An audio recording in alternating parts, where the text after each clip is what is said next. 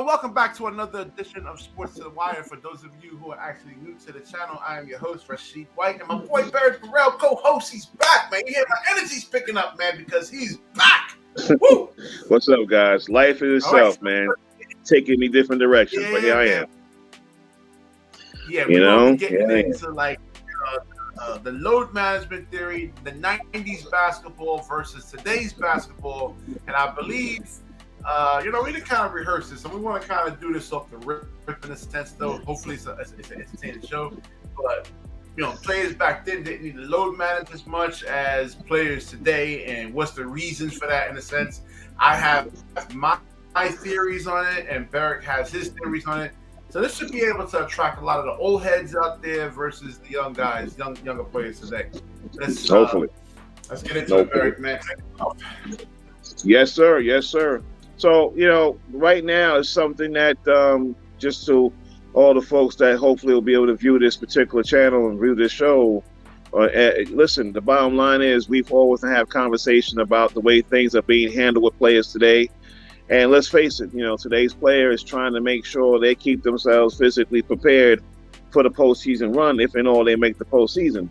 But you look at the fact of the matter is, now under the CBA contract, it's already in black and white that you got to give these players time off now.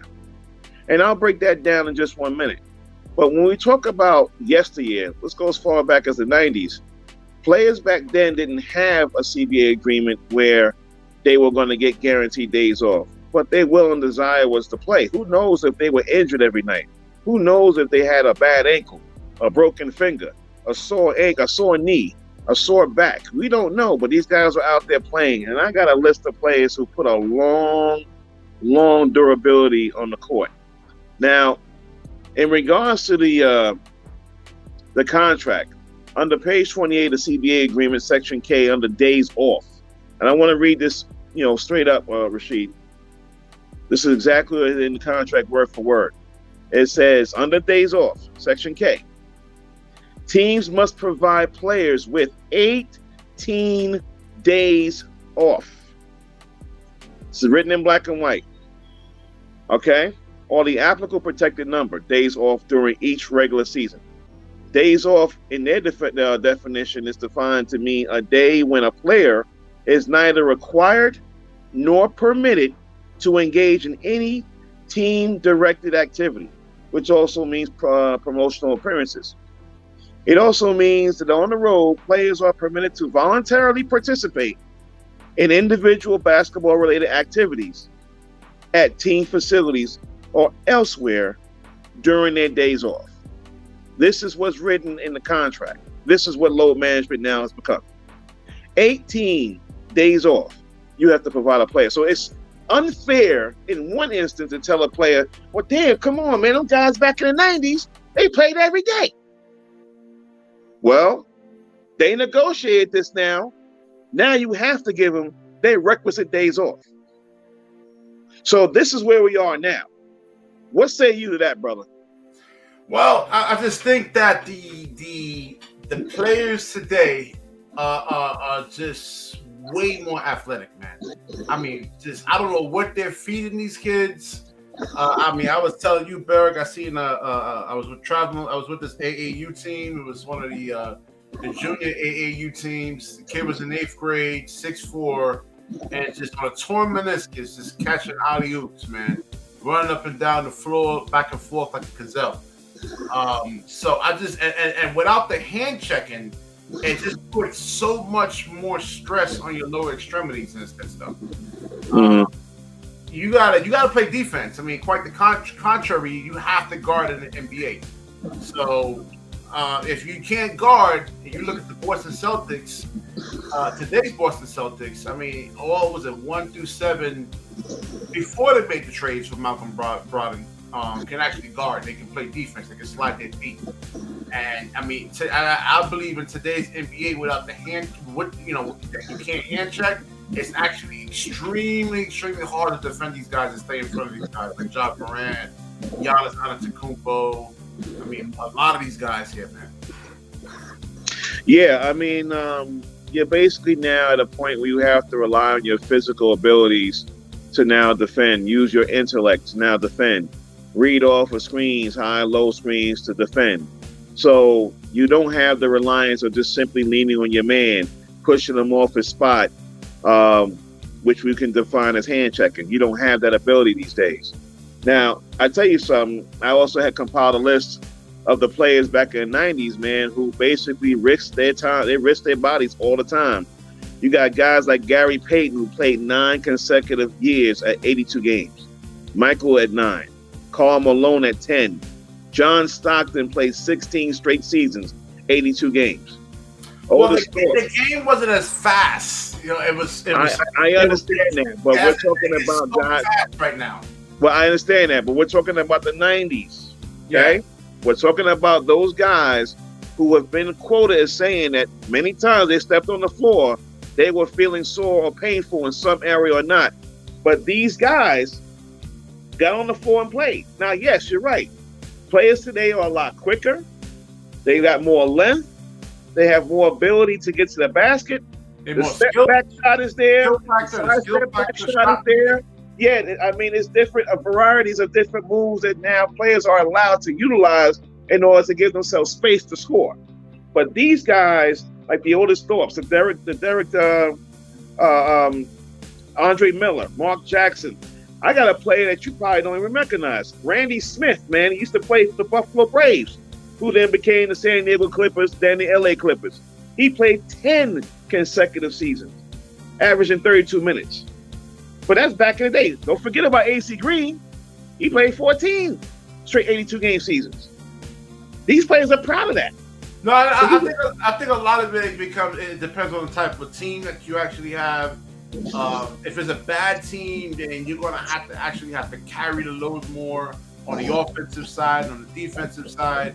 If it's a young team, usually like a lot of young players don't really know how to play defense yet, in a sense. Though, I mean, there's certain things you got to learn to actually play defense. So I think it just all depends on the team. Like Michael Jordan, he didn't have to really carry the team in a sense. He had Scottie Pippen to guard, Randy Brown, Ron Harper can play defense, Rodman can play defense. So he didn't really actually have to carry the load. Same thing with Magic Johnson and the squad, Kareem, Byron Scott. I mean, all these guys coming off the bench in a sense, though, and it's starting 5. So I just believe I think diet too, man. You look at.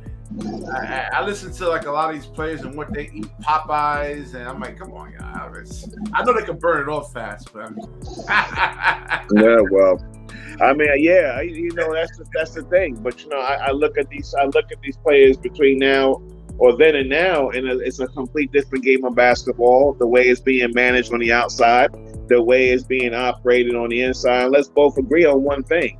You have to have your sport move forward and ascend. You can't continue to rely on 80s and 90s style basketball. Everything must change, and therefore the players must change with it. So yeah, I mean, hey, it could be a numerous amount of reasons why players played, whether it's a system or a team or individual. Most of these players I have on this list did not have to do it by themselves, yet they were on the floor anyway. So that also comes with desire to be out there and try to get your team to win night in and night out.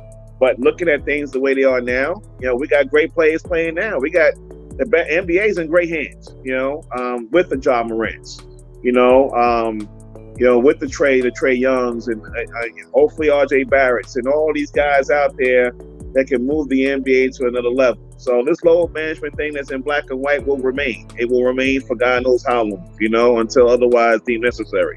But it's a great conversation. This is coming in the new contract over here. They want to try the new CBA. They want to reduce the number of games. What is it over here, from 72 or 68? This is what they're trying to push for.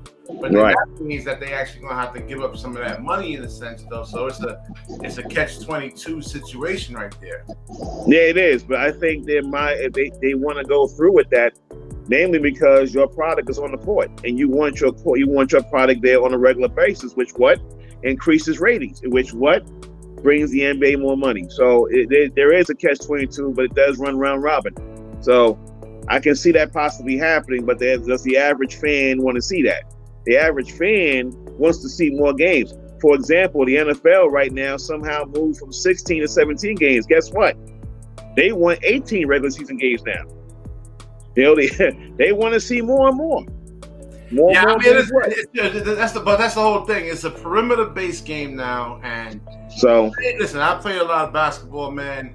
I'd rather be down low and get hit in the face, get hit in the chest, get hit in the arms and everything, than have to play on that goddamn perimeter, man. With these type of plays. Well, I played my whole career on the perimeter. I got no problem with it. You know what? Because you know what? It's hard, man, having to chase. It's like say you got like me. I'm a bigger guy, so let's say if I'm on the perimeter trying to guard a speedy guy. I'm like, man, just get me down low. You know what, Repeat? I'm gonna tell you something real secretive. A lot of the guys that played the skill positions, no matter what the sport was, a lot of these guys have dabbled in judo, wrestling, any type of form of fighting and martial arts. Why? Because it helps you get leverage. It helps you strengthen your ability to move laterally. I'm not saying I can't do it. I mean, if I had a choice, in a sense. No, I'm not saying you. It's not about what. I'm gonna stay down low and just get beat up down low. Okay, yeah, but that's your preference. That's your preference. I'm just saying, a lot of the guys that play the skill positions, they have found other ways to help themselves keep that strength, move laterally, get that leverage. And they've utilized the fighting game to do that. Most players have done that, believe it or not. Most players have. Oh yeah, definitely. You know? I mean, it's their profession. They have all the time in the world in terms of exercise and everything, and you know, they should be exploring things like that, man. I mean, it was like play a couple of hours and then just go to work. Yeah, well, that was mine too, man. But hey.